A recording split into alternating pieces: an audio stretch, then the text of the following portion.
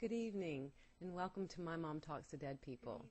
I'm your host, LeeAnne Moody, and I'm here every Thursday evening at 7:30 on the Spiritual Broadcast Network. We're really happy that you've joined us this evening. I am very happy that you've joined me this evening for a conversation about our higher self, about our soul's journey, about our physical reality, and about how we can take a different approach and look at our lives from a place of productive growth and joy-filled learning versus some of the experiences that seem to be taking us by the wayside and confusing us. We are here every Thursday night at 7:30, as I said, and it is Eastern Standard Time, by the way. And directly following my show typically is The Upside of You with Brian Hill, and that comes on at 9 o'clock every Thursday evening, except this evening. Brian's daughter is actually graduating with her PhD this weekend, and he is with her celebrating, and so we want to wish her a lot of wonderful things with her education and her life, and he's also spending time with his grandchildren. So anyway, we miss you, Brian, and have a great time. With that said, I would like to acknowledge that I will have some friends here in the studio with me tonight. Johnny, who has a new show coming. Johnny, what's the name of your new show coming up? Tales of Inspiration. Tales of Inspiration, and that's going to be starting, do we know when yet? Tuesday. This coming Tuesday? I think Tuesday at 7. Tuesday at 7. Is that May, 12th? May, do we know? Anyway, it's the coming Tuesday, so it's May 6th now. Y'all have to do the math May on the that. 11th. May the 11th. Thank you very much. May the 11th, 7:30 Eastern Standard Time. Right, so you don't want to miss that. And Johnny's going to be in the sound booth with us this evening, and he may pop in now and then and have a few questions for me or help me get on point if I lose point. For anybody who's joined us in the past, you know that I can get out there, but I will come back into the space where we can all understand what's happening. And then we have George in the studio as well, and Bonnie. So we got a whole bunch of people here to join in if you hear conversation taking place. And the whole idea, which I love that all the studio, the people in the studio are working with what I'm doing, is that it sets up the conversation. And what I'd like for you to do out there is to also involve yourself in the conversation. You'll find the number to the studio, which is 941-706-7905, and that's in the bottom left-hand corner of your screen. And we would love to have you call in at any time, and it takes a few moments for us to get you hooked up and everything, so if you call in and I'm talking, doesn't matter, I'll keep talking. They have to call you back and set it all up, so just go ahead and start making those calls now so we know that you want to connect in, and we will absolutely include you in the conversation. And speaking of the conversation, what I'd like to get across to you is this is an interactive experience, an interactive program. And what I do for a living is that I am an empath, and I'm a multidimensional channel for higher consciousness. Now, the name of what I do, multidimensional channel of higher consciousness, was created so that I could find some way to try and describe what happens to me. I am what I would self-described as a normal girl who has very unusual experiences.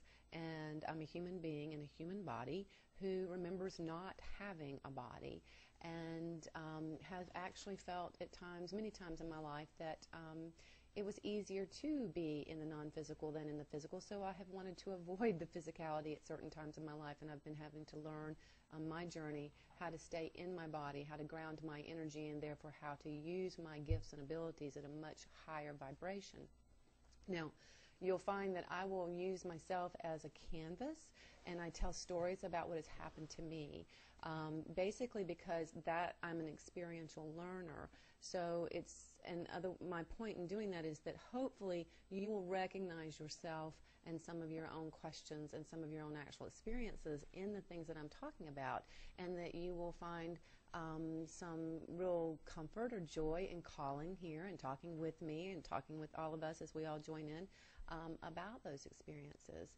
And yeah, just sharing who you are. The reason why I really, really want to do this, and I'm sitting here in front of this camera, is that it's taken me a long time to find the courage to find my voice and speak what was in my heart and what was my truth.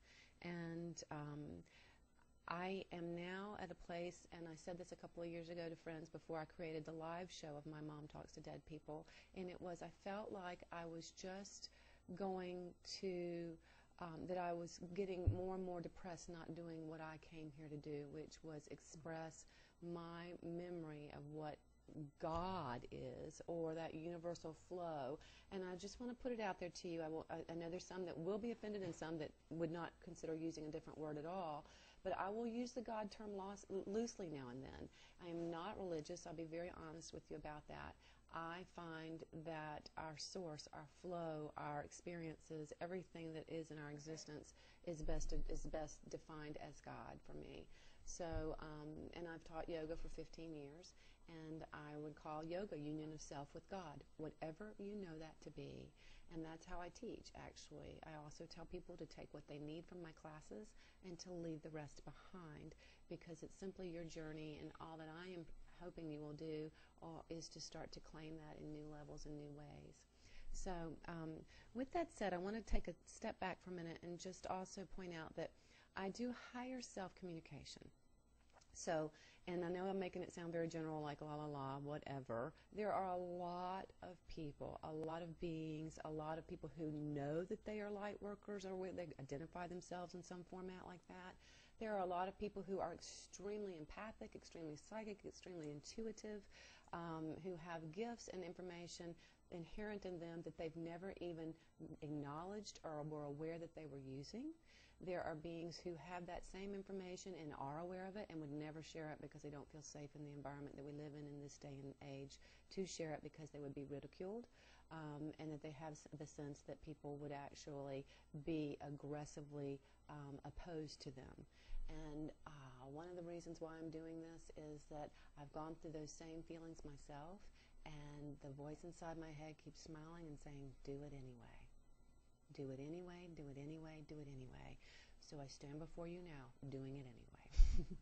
And I deeply appreciate you taking the time to sit with me in front of your computer or whatever you're hooked up, and actually taking time to listen and to consider some of the things we're talking about.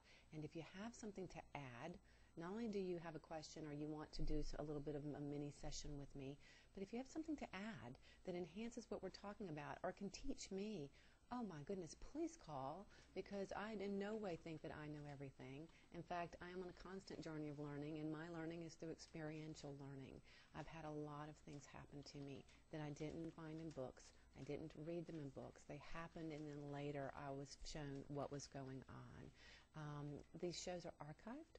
So if you're a little bit curious to some of those things, I've been telling stories now for the last 2 months. There's at least 8 to 10 archives available, so you could go in and get a quick hit of what I've been up to. They have the full hour shows on, and I hope you will consider doing that.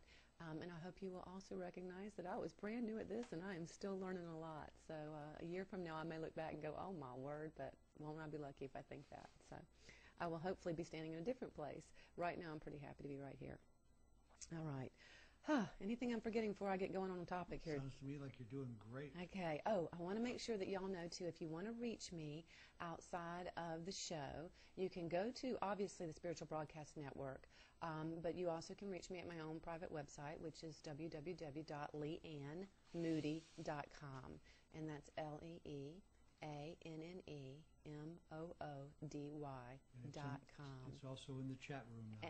Okay, great. Now it's in the chat room, and y'all see that. So thank you. And your email address? And my email address is lhansard. Although, you know what? I think I'd rather them use just they can find it on the website. Okay, that's a better thing. Yeah. Okay. Don't just nix the other one altogether. Yeah, so let's get started. And what I wanted to talk to you about tonight was that something that's very near and dear to my heart. And we've talked about this a little bit in my conscious movement courses this week. And what it is I grew, and the phones are a little distracting for me, so I have to wait just a second while that goes on and get clear about that. Thanks. Okay. What I wanted to tell you was that I grew up in Pensacola, Florida, and if anybody is watching what's been going on in the Gulf of Mexico, then you are aware that we are experiencing much like a geyser of oil in the entire Gulf of Mexico.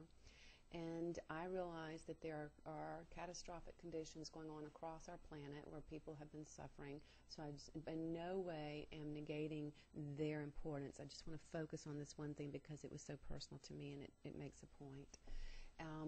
My brother is still in Pensacola, and I always hold a dear, dear place in my heart for Pensacola. Not so much even, and I don't mean this in a negative way, the city was fine, but the beaches were where I grew up and where I suffered as a child and where I healed as a child and where I spoke to my sense of God as a child and as a young adult. And I have always, in my adult life, no matter where I lived in this country, and no matter where I traveled across the globe, I always went back to a resonance with that spot. That we have a national seashore there, and we actually have what's called Fort Pickens, which is a national. It's a federal government land. So on either side of what's this real condensed kind of carnival of a beach area, you have just national seashore, which means it's completely barren of any buildings, of anything other than nature.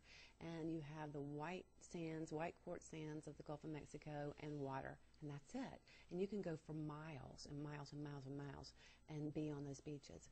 And so it's just always felt like my connection to heaven somehow. So to watch what's going on in the Gulf of Mexico, certainly I immediately had a sense of concern.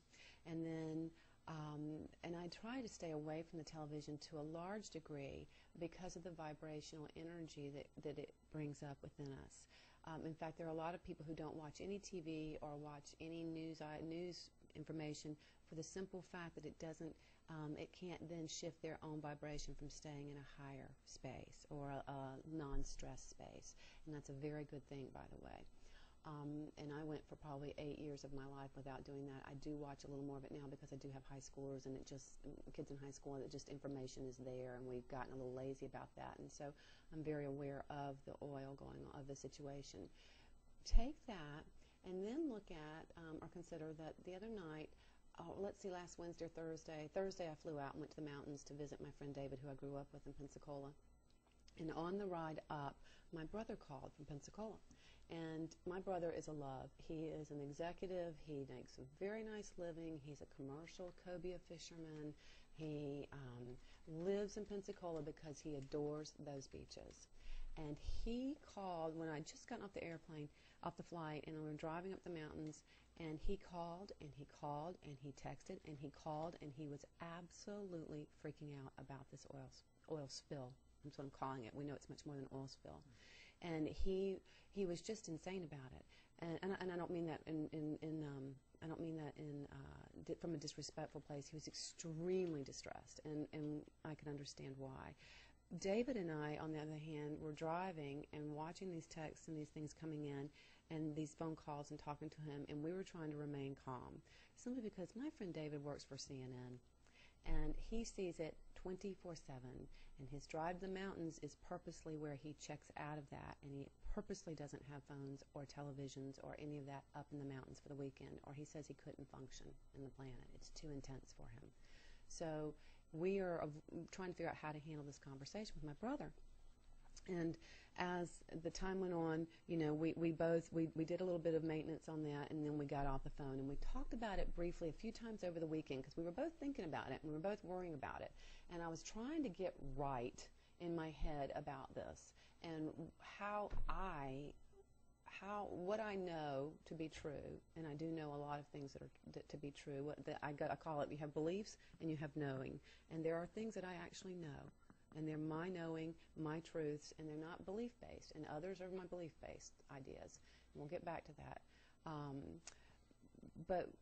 So we both tried to remain calm over the weekend. And I was thinking about those things. Well, then I got back, and Monday night, my brother started texting again. And he said, this time I'm calm. He texted, I'm calm, but get your kids to the beach, and we live on the Gulf of Mexico now. get your kids to the beach because it might be the last time.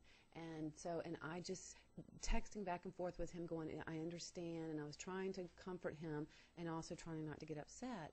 And then I quit texting for a minute. I was really getting ready to go to bed, and the phone rang. And I looked in to see who it was, and of course it was him. Well, and he knew I was up. There's no way I could not answer the phone. But my concern immediately when I went to answer the phone was that, oh no, now I'm going to have to talk to him, and then I'm going to have to go to bed with this information in my head. And I'm already upset enough as it is because my own intelligence, human intelligence, is telling me that we're in trouble, that the planet could be in trouble with this. And the ramifications of this economically and emotionally and physically and ecologically, oh my gosh, ecologically, and all of the sea life. And when I was thinking about that, so I got on the phone with him for a little bit, and after a few minutes I had to tell him, and I know I think it hurt his feelings, but I was like, honey, I can't keep talking to you about this. I have to sleep tonight. This will give me nightmares. I cannot do this. But I'm with you, and we're all holding space for it and light. And so I got off the phone. And then I stood there for a few minutes, and I started thinking about it. And I had realized that somewhere along the way over the week prior, I had actually started doing what I knew was natural in my nature to do. And that was I had started holding space, what I call holding space for our oceans and for the planet in a way that I had gotten lazy about probably in earlier, in more recent times. And I thought about this as I got in bed, that I had actually remembered during the week while I was in the mountains that I felt like a couple times during the night that I was vibrating underneath the oceans, and that there were a lot of beings there vibrating underneath the ocean holding light. And so I was just kind of watching that and not trying to attach to it and not getting from a hero point of view, or I'm going to, vibrate all my energy into the seas or anything like that. More just noticing that I was doing some things on a different level that really weren't taking mind intelligence. They were just naturally happening. And I think some of you know what I'm talking about out there. Now, what I want to say is that when I got in bed, I was talking to Brian about it for a little bit, and I said, it's very unsettling, and he did too, and he acknowledged some of the things about it too, and the global proportion, that it could have, and just the experience of what this means. And so then I said goodnight to him, and I laid there quietly in the dark, and I thought to myself, I want to wake up. How do I want to feel when I wake up in the morning? And I said, what I want to do is I want to wake up and feel like everything in my life is a blessing. I want to feel like every single thing about my life, every way I feel, is a blessing. I want to wake up and know what that feels like. Regardless of what is going on the planet or anything, that's how I want to feel. And actually, that being one of the things I wanted to feel was a blessing.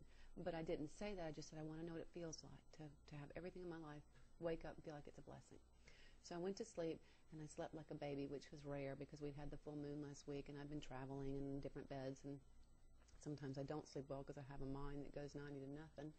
And when I woke up in the morning, I felt peaceful.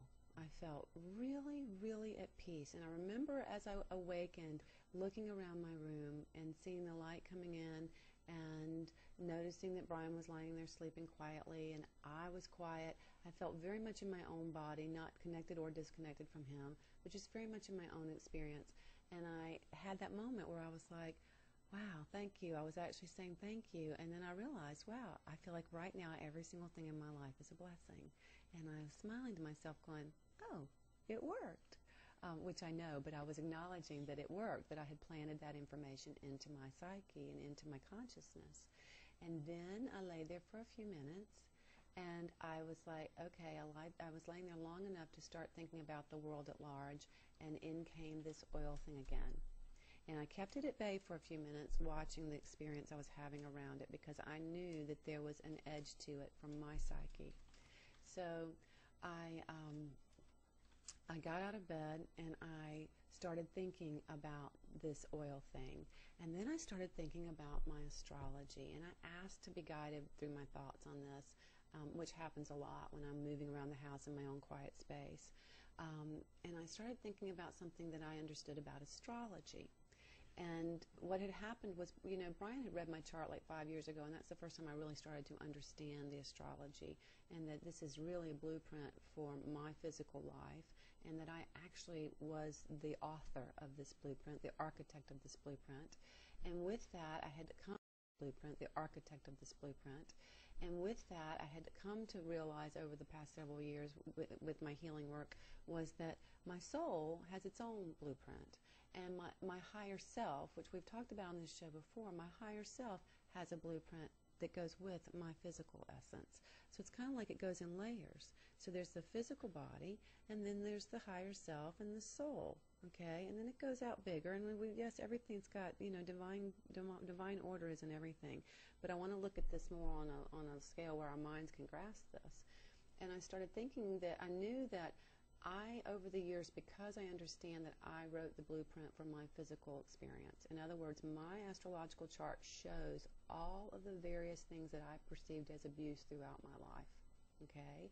It shows all of the ways I think, all of the ways I trip myself up. It shows all of the ways that I operate. And it's impeccable to the point of almost ridiculousness how accurate it is, okay? So I have the physical blueprint, and I had come to understand that there were certain things in my physicality that I was trying to do, trying to create based on what the chart said, but for some reason it felt like no matter what I did from all the manifestation rules or energetic understandings, some things just didn't materialize. And I couldn't figure out why that was. So this was several years ago. So then I started thinking in terms, and when I asked, because I do talk to my guidance, and I know that my guidance is an all-inclusive package with me. You can't exist without it, so let's just get that clear. If you have a physical body, you have a guidance system, a guidance team. You can call them guides, you can call them angels, whatever you want, but you've got them. And you've also got other realms to work with, angelic realms, and we'll talk about that in future shows, and we have already. But anyway, what I started realizing was that I working with my higher self about this astrological chart, and I'm holding my hand like that on purpose for you because this is the chart.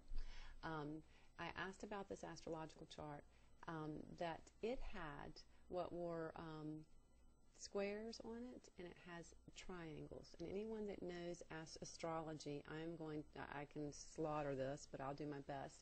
Squares represent challenges in our lives, and triangles represent blessings. Okay?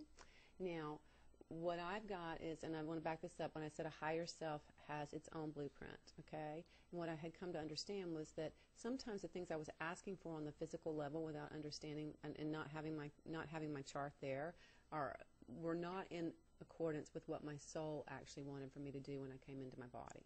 Does that make sense? Okay, I'm hoping it does for those of you who are listening. Okay.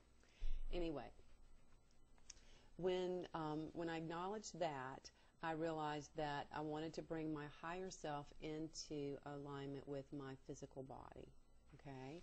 So that whatever my physical self was asking for, I was able to connect with my higher self or whatever, and know right away that that was actually appropriate to what I was desiring. And if it didn't, I always said, from a small child, I said for the highest good, and I never really paid attention to what that meant. I just kept hearing it and would say it as a child, and now I laugh because the highest good would be my higher self, my higher awareness. So if I'm asking for something on the physical plane that is not in alignment with my higher self, I'm not going to get that because my higher self is in control of this train, and my physical body is the physical manifestation of what my soul's wanting to do, okay? So with that said, again, going back to triangles and blessings, this is a little education tonight.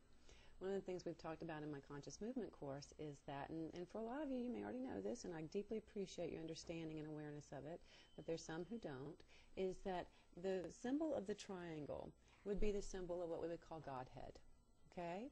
So for a lot of people, we just use the pyramid on your money with your third eye in the center of it, there's your triangle again. The Masons knew this, so if we have Godhead is in the center of a triangle, is the triangle, and people are reaching up and trying to reconnect with God. It's like that's kind of the opposite way that it works. What you want to remember is that you are taking that triangle and inverting it, and bringing it down into your body. So if you were to imagine that Godhead was now at your shoulders and at your pelvic floor, okay?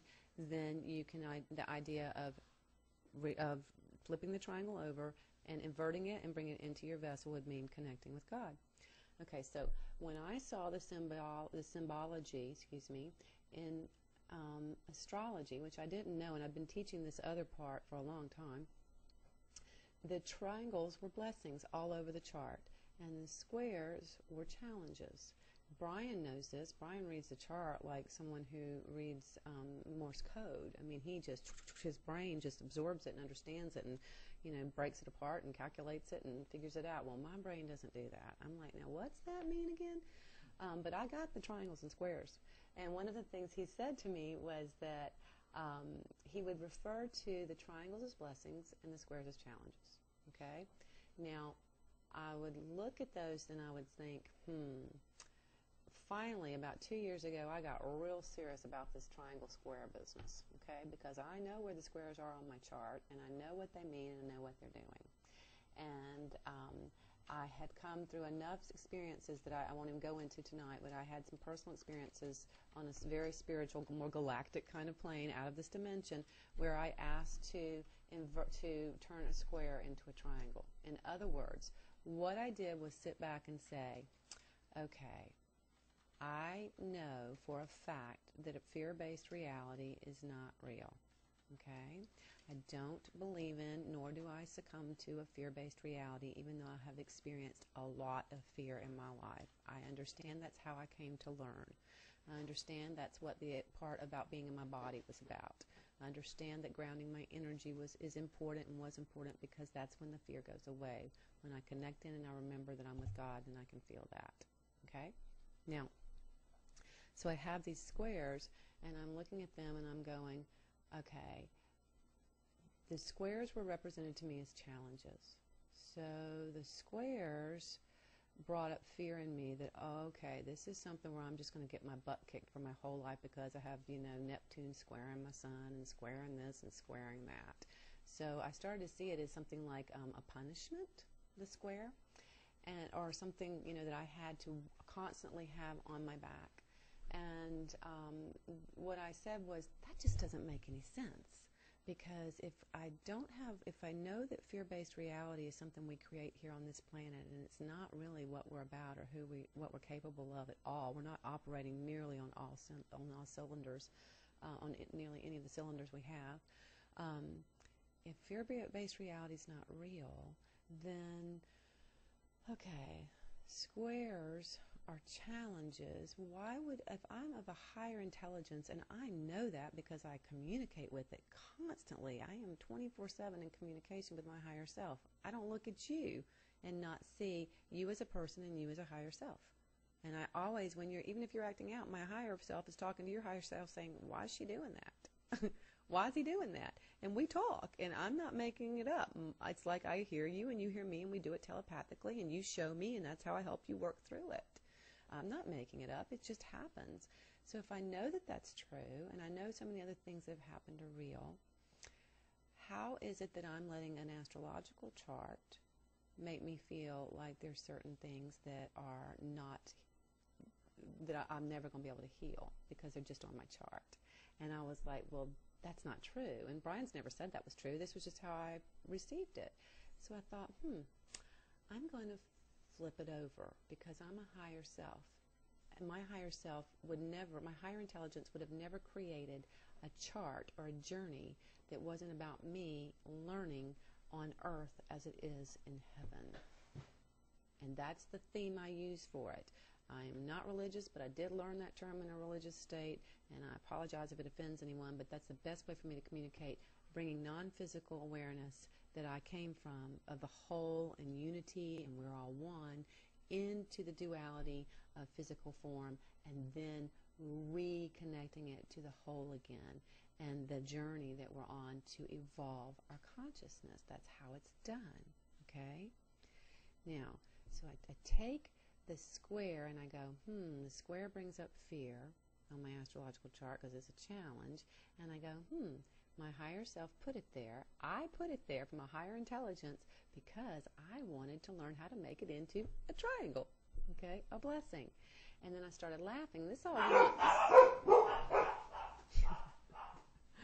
this all went on while I'm having my water in the morning in the kitchen. I know I'm making a long story of it, but this is how my mind works. And it wasn't intense. I was just more watching and listening, okay? So I'm sitting there and I'm drinking water that I have blessed. And I'll go into that in a moment. And as I'm drinking the water, I'm thinking about flipping it over. The oil coming, I'm seeing the oil as, my brother's last words were, "We're doomed." And I was like, uh-oh. When I'd gotten off the phone, one of the reasons why I asked for what I did when I went to bed that night was that his words, we're doomed, resonated with me on some level in a fear. I got that sense of fear. So when I went to bed, I said, that's not okay. I want to operate like this.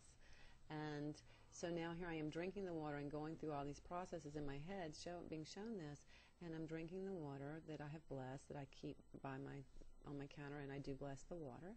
And I was drinking that and thinking, all I could hear was, flip it over, flip it over. And I was like, Now, all the astrological part I told you wasn't going on in my head. That I already knew. I had to give you some background so you know where I was going. I was like, flip it over. And I was like, but how do we flip it over? And it's like, well, how do you flip over anything? And I was like, well, first of all, I just asked to see it from the perspective of my higher awareness. First and foremost, one thing I know is I didn't accidentally incarnate myself on this planet. That was not an accident. There are no accidents. It wasn't random. I had a higher consciousness decision to incarnate during this time and this frame and this place while things are going on this planet and the way they're going on. And I knew what I was doing when I did it. Whether my consciousness at certain points remembered that, I can't answer that for anybody. But I do know now that I did. And I take full and total responsibility for that. So when I say that, I want you to understand that I am talking from a very high intelligence that chose to come into a male-dominated, and I don't mean male by boys and girls, I mean a masculine energy domination that is out of control, and it's therefore needing to rebalance itself. And it has nothing to do with you being a man or a woman. It has to do with balancing the divine feminine with the divine masculine and setting things back in order. And that the earth herself is actually establishing that order on her own as well. Big concepts, I just need you to play the game here, okay? Now, I'm standing there and I'm thinking about this and I'm seeing, now I haven't watched the news and didn't know, and of course, you know, it makes sense, but as I'm drinking the water, they're showing me flip it over. They, my guidance, are saying it, flip it over, and they're reminding me of what I know, and then I'm seeing some kind of, and what I saw actually was algae. Some kind of algae that was eating the oil, okay? And I was like, oh, they've got something that'll eat the oil. And of course, everybody that I've said this to was like, well, of course, LeeAnne, they're already using it. Some kind of, they're putting chemicals in and blah, blah, blah. And I was like, well, this wasn't a chemical. It was an algae and an enzyme, which somebody said, yeah, they are putting enzymes in, and someone else kept saying chemicals. No big deal. This was later in the day when I brought it up in class. And all I said was, all I know is it looked like an algae, and the word I heard was an algae. Doesn't mean that that's what it'll be. But what I saw was something there was something available to eat the oil, and it was organically compatible with the experience of the sea, okay? And that it was actually very, very capable of taking care of the issue, and that there were a lot of people who knew about it. And whether or not it's actually being implemented or not, I don't mean to sound naive, but this is just me standing in my kitchen with no information about anything, okay? So as I'm watching that, I had a memory come up. And this sounds like we're going to segue, but it's important to you, important to me to tell you this. Well, let's just go here first. When we're talking about water, I wanted to, I'm going to have to segue into a couple different places. So the algae, I need you guys to remember that I was talking about the algae, okay? Because I may have to come get you to bring me back here. But I immediately thought, wow, I want to talk about this in class, okay? So I ran and grabbed, and I know a lot of people out there know about, and I'll probably just mess this man's name up so bad, but Masaru Emoto, and I call him Emoto. And Emoto has studied, I'm going to hold the book up for you. He studied the hidden messages in water, okay?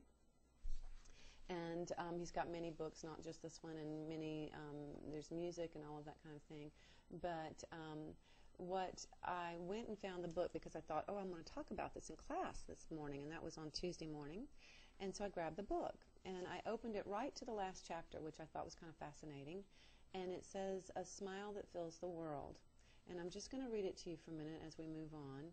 It says that wanting as many people as possible to know about the wonderful mysteries of the universe as revealed through water crystals, I published the collection of my water crystal photographs in Japan. But I actually got a larger response from Europe. It seems that a ripple effect in people's souls resulted, which spread at a speed far faster than I could have imagined. I want you to just take note. A ripple effect in people's souls resulted, which spread at a speed far faster than I could have imagined. Something caught on at the higher self level. What could it be that caught the interest of so many people in so many different countries? I think that when a person looks at photographs of water crystals, a physical change takes place in the water within that person's body. Water has a message for the world. The world is linked together by love and gratitude. Love and gratitude are fundamental principles of nature. I want you to hear that, please. Love and gratitude are fundamental principles of nature. At the end of its long journey through the cosmos, water arrived on the earth with love and gratitude in its bosom. This love and gratitude created the first inkling of life, and then provided the tender nurturing required for growth. Looking at the water crystal photographs awakens a primeval memory contained deep within the water in each of ourselves. The message of water is love and gratitude. Now, he goes on to tell you that review the photographs of crystals found on pages 101 through 132 of this book. These images reflect our beautiful world. The photographs indicate the change in water resulting from scenery and music from around the world, and include a comparison between tap waters and natural waters. Okay? Now, I won't go any further, but what I will tell you is that if you saw the movie What the Bleep, it's not one of my favorites just because it was difficult to follow. But what I did think, if you saw it, they had a section where they were in the subways and they had Emoto's work up where they showed different water crystals. And they showed where water crystals had actually been communicated to, that they had held water and emoted the feelings of hate and pain and suffering into water, and then they put them under a microscope before and afters, and they watched the water crystals literally look mottled and darkened and very gnarly looking after they had brought negative energy, feelings, emotions into the experience. And then they took those same waters, or the same water from the same containers, not the ones that had been told the hateful things, but they also took the same water, and they then held jars of water, and they spoke words of love and gratitude and joy and kindness into the water. And what happened was, and I don't know if you'll be able to see this or not, some of you have probably seen lots of this stuff, so but for others this will be new, and it's a really easy book to get a hold of, by the way.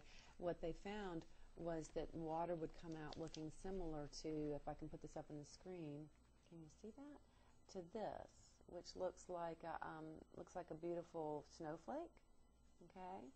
And they have all different ones for different emotions. It's hard for me to use the book on the camera, and I apologize, but just want to make sure you got an idea where I was going with that. Okay, so I started looking at that and thinking about the water crystals and the hidden messages within the water, and my ability to just vibrate love and joy into the water. And, because what can I do? I'm not a scientist. I can go help clean up the birds. I can do certain things. I can join groups. I can get angry. I can demand change. I can create drama, not all of which that I agree with. If it's coming from an anger vibration, although anger does create change, it just matters on how you want to operate through this thing and where you see your power lying. And what I know is that I have a higher intelligence, and my higher intelligence knows that if I get right in alignment with what I know is true, then I have the ability to hold a vibration for this experience and for the consciousness to evolve itself. And one of the things that showed up while I was drinking the water that morning too was that this was happening literally on a global scale, because it will affect us globally if it does what it's got the ability to do. It's waking up people to decide that no more of certain ways of doing things on our planet, or to shift the consciousness of what's driving us, whether it's what's driving this kind of behavior, and saying we can't tolerate it any longer, or not even tolerate, we're not going to have it that way, we want to transform the experience. Am I making sense? Okay. Yes, all right, thank you. So with that said, this is what happened next. I went and I sat down for a few minutes, and I thought about this, and I was like, wow, this is the same idea. And I don't know if anybody's heard of spontaneous healing before, but I'm guessing that you have. And one of the things that happens in spontaneous healing has been that some people, let's just give an example, and I've used this once before, I think, on the air. When someone is filled with, let's just say they've got a cancer, okay, and they're filled with tumors, and they go to their oncologist and their oncological team, whatever, oncology team, there it is, says, I'm sorry, there's nothing more that we can do for you, and they send them home to make their transition, okay? Which, by the way, transitioning to me is a sacred experience and a wonderful thing, and even the fear-based reality we have here makes it more difficult, but I just wanted to state that and get that clear. But when they send them home, and then that person shows up in the doctor's office 2 months later and there's no tumors, how did that happen? What went on? Okay? What went on inside the experience of that human to change their vibration of the tumor activity in their body and release that? And so I was looking at that from the physical human self, from this oil surge we have going on, and then from the higher self, which is, again, no fear-based information is real. Okay? This is my higher self, knowing this. So I sat down and I thought about that, and I was going, wow, something happened to me last year. And this is pretty personal stuff, but I'll just put it out there. That will drive home this point, and that is that I have an immune system condition that when my immune system crashes, I tend to have an outbreak from the herpes virus. And I know that there are many, many, many people out there who do have this virus within their system, and it shows up on their mouths or in their genitalia or on their hip or on their leg or in the form of shingles.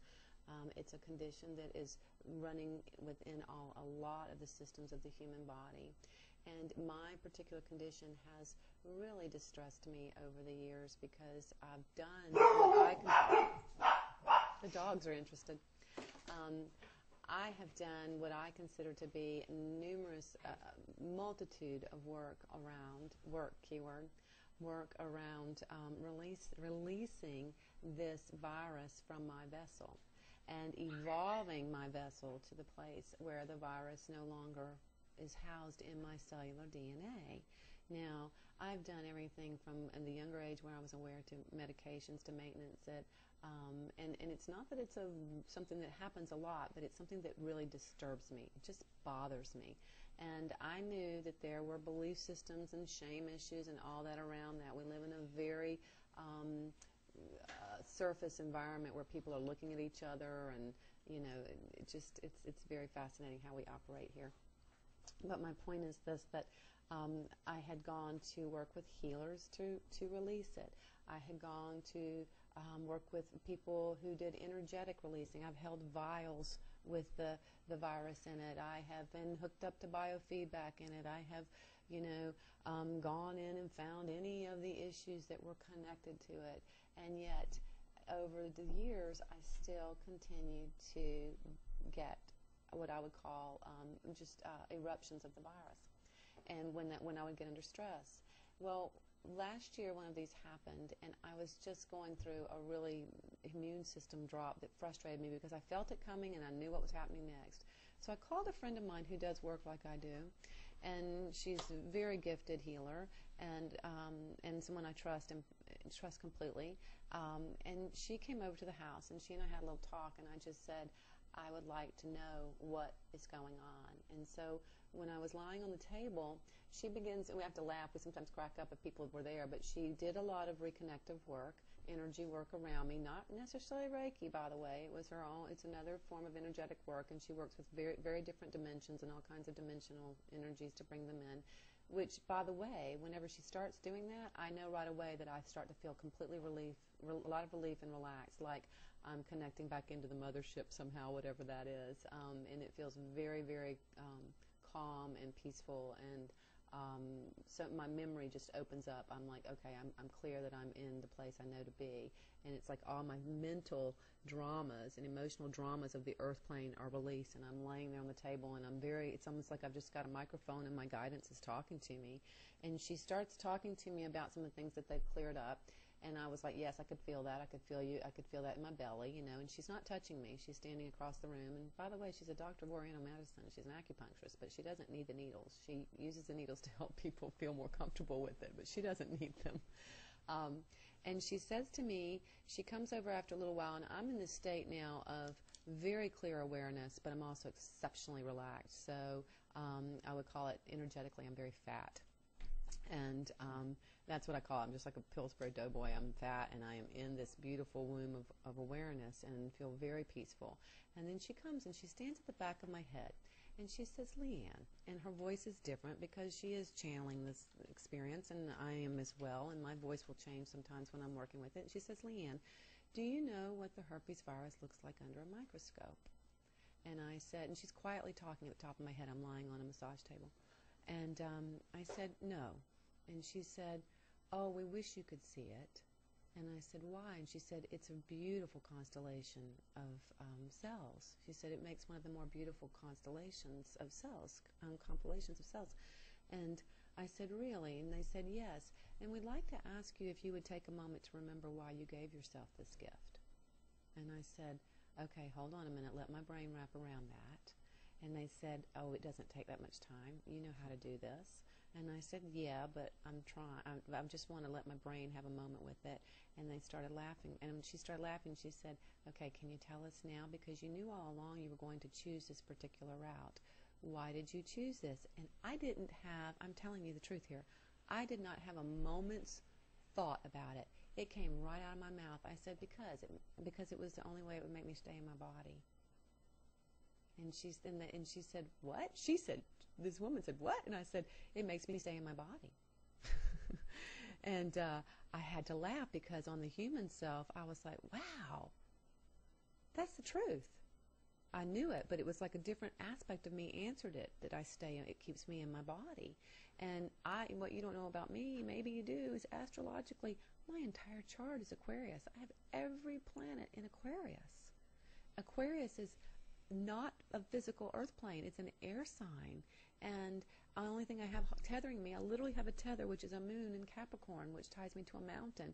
If I didn't have that, I probably wouldn't have stayed in my body. Brian has laughed and said I would have been a full-blown drug addict or a full-blown mystic. I had two choices, two ways to go.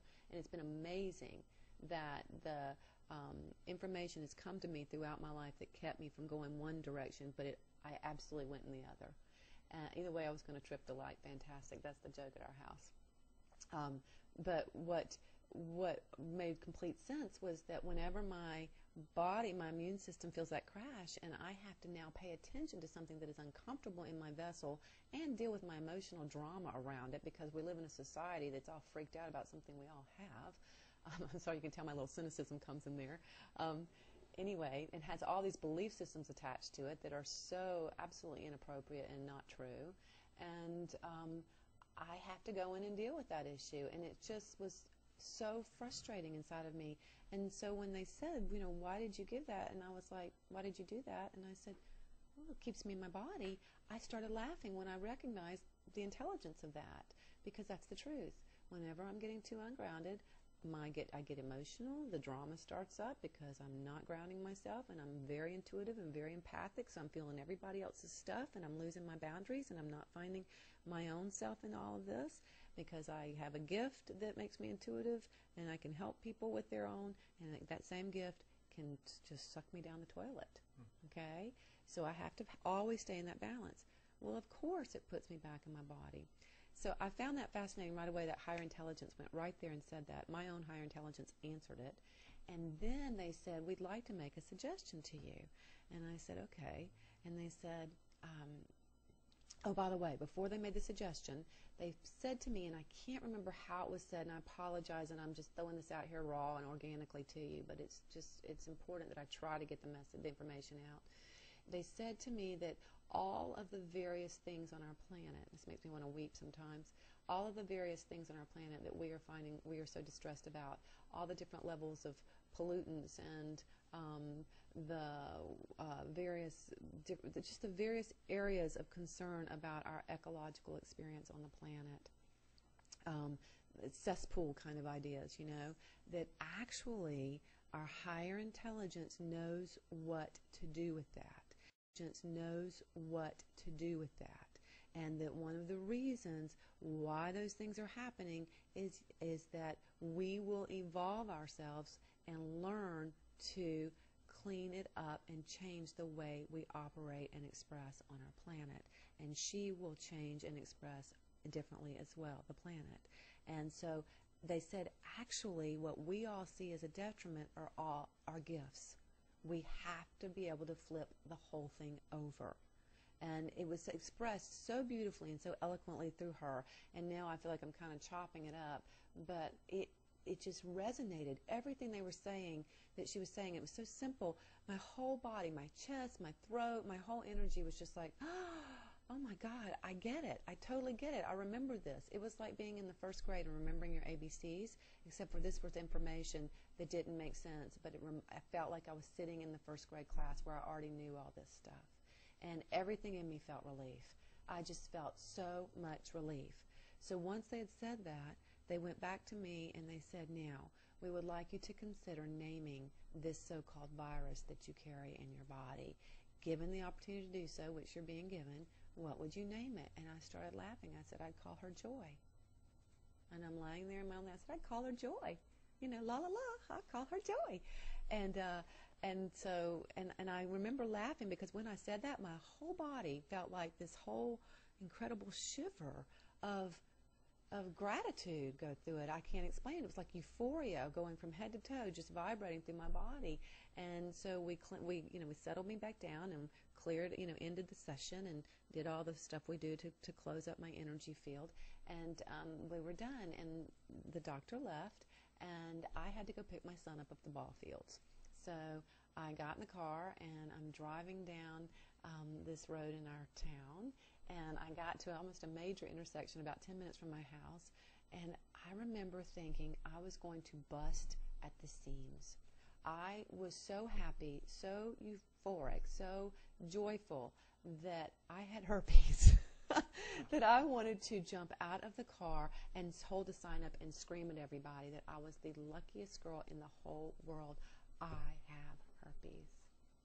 And it was fascinating because I was watching this from some level going, oh my God, I never considered that it was a part of me because I had given it. It just never even occurred to me that this was part of the whole journey and that I had found that all on my own with my guidance and her guidance, and I had been asking. And I'll tell you what, ever since then, I have had a couple of minor episodes that start to show up, and as soon as they do, I laugh and I say, oh, joy, and I'll start cracking up, and I've gone back to that feeling and gone like that within a day, just gone. And I don't worry about it. If I were to have it happen again and it's not gone in a day, I'm not going to worry about it. I'm going to treat it with love and respect because it's a part of the experience that I'm having, and when it's ready to be complete, it will. But I no longer feel any discouragement or disgust or distress about that experience. It's part of me. It happened to me, and I actually feel cellularly like that is all shifted. It's just been a fantastic experience for me. And so taking this back to this oil thing, I was looking at that and remember, okay, so this is where my mind flashes. Of course, it flashes quick, so I have to tell you the story. It takes almost an hour to do it. But the flash was very quick, boom, ba-boom, ba-boom, ba-boom, and I understood what I was being shown, and it would flip it over, invert the triangle, LeeAnne, the information, and I started laughing because one of my favorite books, which I've mentioned before on the show, is Richard Bach, who wrote Illusions. The book is Illusions, and one of the things in Illusions that I memorized at 14 or 15 years old and have said forever was, there is no such thing as a problem without a gift for you in its hands. We seek problems because we need their gifts. And I have believed it, and then I've come to know it, and I have understood my experience, and I've experienced my world experientially on purpose, because what it does for me is it takes me from believing to knowing, and there's no longer need to defend nor operate on any level other than the one that feels authentically in alignment with me and my heart's vibration and the highest good. So here we are with this oil, and all I saw was, my gosh, all I have to do is align with my soul's understanding of who I am, my soul's understanding of why I am, why I wanted to be, why I came to be. All I have to do is connect with and believe, or not even believe, but trust that my guidance is real and that I'll be shown how to operate in the highest vibration of me, because I continually ask, and it's something I find to be, brings joy to me. And the more I thought about that, and I thought about the water and the oil, and I'm like, my gosh, I can just visualize myself lying on the ocean and loving it. Loving the oil, loving the ocean, loving the floor, loving the dolphins and the mammals and the creatures, loving the experience they're having, and just being me. And that alone shifts the vibration. And there's nothing that joy, love, and gratitude cannot change. And that is a vibration of the heart. That's not a vibration of the head, and that's a vibration of God, the universe. And, you know, we could go on, I go on for hours about this. You cannot injure the actual vibration of the heart, because it is the connection to the soul, and the soul never dies, and evolution is a continual process. How do you want to evolve your experience? If you cannot go, you know, if we go raging forward into this experience, and I'm not saying that anger is wrong. I'm saying that anger is a catalyst for change, but get in the right awareness of what it is you're wanting to change. Do you believe that that reality is actually going to change who you are? Because what we're doing here is creating stability in unstable conditions. And I have decided, for me, LeeAnne, as a light worker, light being on this planet, my job is, no matter what, no matter the chaos around me, no matter the days when I'm off, and I just get back on the pony and I ride. Okay? I stay stable in unstable conditions. Transcendental meditation, I learned it when I was 24. It was one of the first things I was taught. Was the reason you do this is that when there is a car accident or there is chaos, no matter what, you have a discipline and a tool that can take you right back to center and be calm. And from that point, you can remember how to operate from the highest functioning point of the higher self. And everyone wins. Everyone wins.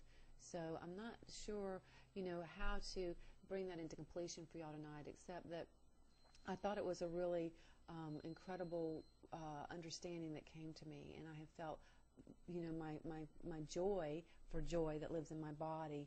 I've been bringing that love and joy to the Gulf of Mexico, to the oil, to the water, to the sea life, to the plants, to the people, to all the vibrations that are experiencing this.